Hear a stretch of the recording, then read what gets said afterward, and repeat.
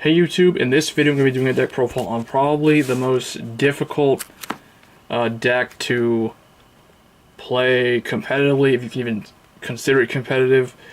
But this is the deck profile on the updated Coral build. So Coral has been around just the same amount of time as the Prisms have been around, and she's always been the one that has been overlooked compared to Prisms, because Prisms obviously have a lot more going for them in terms of competitive options and playability.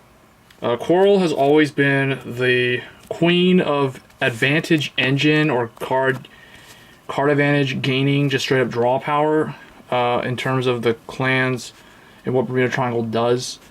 But she's lacked a lot of playability in the competitive scene because her support cards are arguably some of the worst, or they seem to be the most lacking in terms of what they can do for her, and we're going to talk about some examples of that as we go through the deck. So for all the fans out there who are running the Coral, who play Coral as Bermuda Triangle as their main Bermuda Triangle, I guess the main Vanguard, this is going to be one of those videos where it's going to be hard. We're going to analyze the deck and figure out like how to make it as competitive as possible, despite it getting some new support cards, which honestly didn't really help it.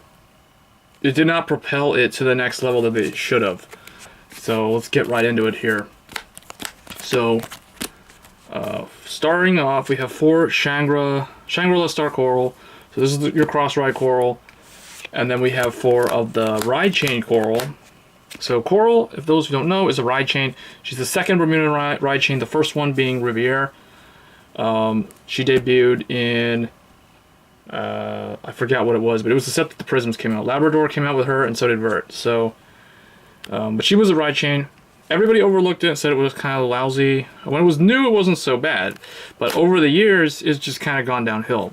And it's very hard to play this deck and win your matches if you're just trying to play for consistency, because the power creep and all the meta out there has gotten so insane. Like with clans like Royal Paladin, for instance, with huge numbers, Neonectar with huge numbers. It's just really hard sometimes to do anything, and that the fact that she doesn't have any restand or guard restriction, I mean, other than her ability to draw a couple of cards here and there, it's not really a whole lot going for her. So unfortunately, I consider Coral the lowest tier in terms of the Bermuda Triangle decks out there. You can argue in the comments below, that's fine, but just make sure you back it up with examples of how this deck can be better than Prisms, or equivalent to at least Pacifica, Reindeer, in those decks, or even duos. So, I mean, I'm not trying to hate on Coral. I've always wanted to see the Coral deck be really strong, really good, but it seems like it's still not there yet. So for grade 2s, 4 Shiny Star Coral, you gotta run all the Coral cards for the Ride Chain and for the consistency. Next, I am running 2 Tsundere Rival Ruruka. So this is a new card. Originally, I was playtesting at 4, but I found that it's not all that great. Like, it's probably the best support card that they got in the new set, but it's still like, I mean, I feel like they just need to either give them even more draw power, or the Stride unit needed a guard restriction effect, or some other thing, or like a restand, or something going for them to propel it up to be right up there with like Prisms and the others. So Ruruka's okay. So 2 of her, you can run 3 of her, you can even run 4 of her if you, depending on what you have. But the deck to me seemed so underperforming that I hated to do this, but I had to go and throw in GB1 restricted cards to make it better, just to boost it up even more. So I put in 3 Spicas, so Admired Sparkle Spica, and she works wonders in making this deck better. So 3 of her, she's GB1, so you don't want to run 4. 4 is too many. 3 is the right number, in my opinion. And then I gave this deck 2 of another grade 1 restricted, GB1 restricted card, Amelia. 2 of her because she's got resist, so she can't die easily unless the opponent likes to suicide their stuff into her, or just like attack into her all the time, assuming she's on the field. But she's GB1, she has resist. When she's balanced, you draw a card for Counterblast 1. So just to give some extra draw power, because there are cards in here that make the deck actually -1. So we're about to get into it soon. So for the Sentinels, because this is the lowest performing Bermuda deck, I just gave it the trial deck, Choo Sentinels, because they were the leftover ones that I had. You could run the best ones you got, Kukuri or the Unflip Perfect Guard, or you know, some other thing like the Harmony one, but I probably don't recommend that one. Probably the Unflip one, but just some generic Perfect Guard. They need it; it's required.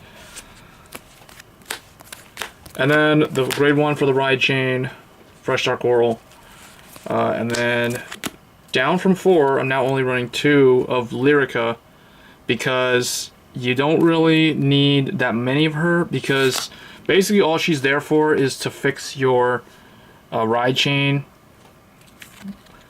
But if you remember, there's so much other ways of putting stuff into the soul, put corals into the soul throughout the majority of the match, that you don't really need more than 2 of these, because you're gonna see this card at some point. It does have a soul effect, so if you misride onto this, you can get it out,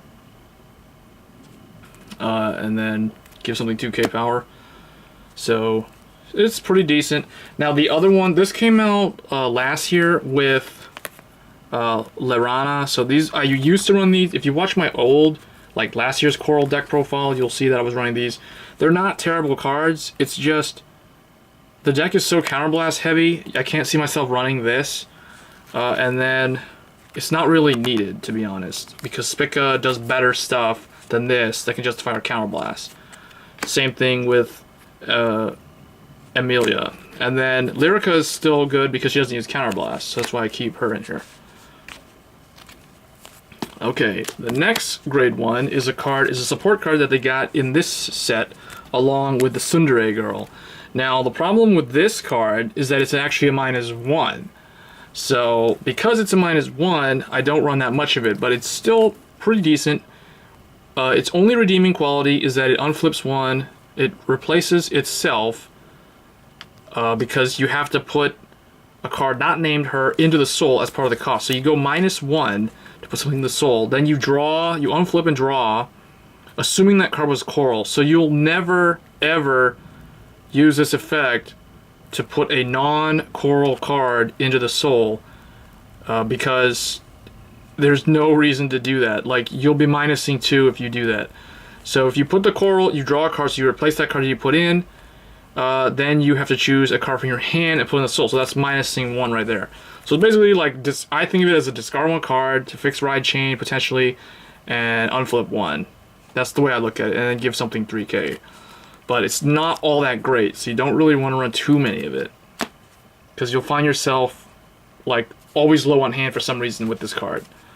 So this with Spica plus Emilia sort of helps counteract the hand advantage loss.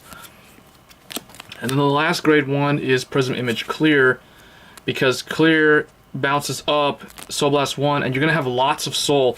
This deck, playtesting this deck, this is the soul based deck, because out of Bermuda Triangle, because it will have like, I've seen like 9 cards in soul or more at some matches. So this card is very easy to pull off the cost of Soul Blast 1, balance it, give something 4k, so it just helps give more power. It being a prism that came out back when Coral, the original Coral came out, it's kind of ironic. But yeah, Prism Image Clear, 2 copies. So for the trigger lineup, people are probably going to wonder, why are you running this when there's so much soul? I am running 4 draw Fundi, so she's the Margle from Bermuda Triangle, and then 8 criticals. So here is the Cho-Cho critical from Prismatic Divas, for those wondering what the other critical looks like. So 8 criticals, and then 4 heals, of course. So you can run 12 critical. If you're not going to run the draws, definitely run 12 critical. Do not run stands, they're not needed, the columns don't get that big. And because your draw engine base is kind of like OTT, so you can run 12 crit, that might actually be better. But I noticed, because I'm running cards like this, I want the draw triggers. So, and I always want to be able to block because this is a hand advantage based deck. So just keep in mind that you could deck out, because that has happened to me like once or twice. So I don't know, I may go back to 12 critical. Let me know what you guys think the trigger lineup, optimal trigger lineup is, especially those who have been playing the deck for a long time. I think it's either 12 crit or 4 draw, 8 crit. And then of course the Coral Ride Chain starter. So that's the main deck. For the strides, 1 of the new Arcadia Star Coral. 1 to 2 of this is fine. You don't really need too many of these, because sometimes you still will end up relying on Frontier Star or the Olivia. So this thing, it's worth noting, this thing has to face up a unit with Coral, so it could be another one of her, or it could be a Frontier Star. Usually, because I only have 1, I flip up Frontier, because Frontier doesn't have to flip up a Coral or herself. She can flip anything. So it's usually what I do is I go into Arcadia, flip up Frontier, then those 2 are face up, then I stride Frontier, and then I can flip up some other card that I probably won't use, or you can flip up another Frontier, and then later on go into Frontier 1 more time. So that's usually how the lineup for the Coral strides go. So 4 Frontier Star Coral and 1 Arcadia Star Coral. So those are the Coral stride units. Then I'm running 4 Olivia, because she's just really good. Really good to help buff the deck somewhat. Although Frontier Star is kind of like Olivia to some extent. 1 El Prina, because if you have something like Amelia or something in your hand, you can call it down in the main phase, use this during the main phase, bounce up, draw off of that, and get all those effects to bounce off or to go off. 1 of the Chocho trial deck starter, I mean not starter, the stride unit, because I mean it's on hit, you almost never use it, but it's just kind of there. If you don't want to run it, you could run a Morris. A Morris might be pretty good as well. And then the rest are just the G Guardians. So of course the 2 Kitron, the 1 Palfi, Leona, and Nasha. So that's basically it. Let me know what you guys think about Coral. I know I feel Coral, I kind of bashed on Coral, but I really had high hopes for this card. I wanted to see this card be able to play at the same level as Prisms, because Coral's been around as long as Prisms, so I kind of was hoping that it would be able to get a lot better with their new support, but unfortunately it's still not quite there yet. But it's still a fun deck, but I mean, I feel like it lacks in a lot of areas compared to other Bermuda decks. So let me know if you guys agree or disagree, and how would you change the deck? How would you make a very competitive Coral deck? Let me know in the comments below, and I'll catch you guys next time. Thanks.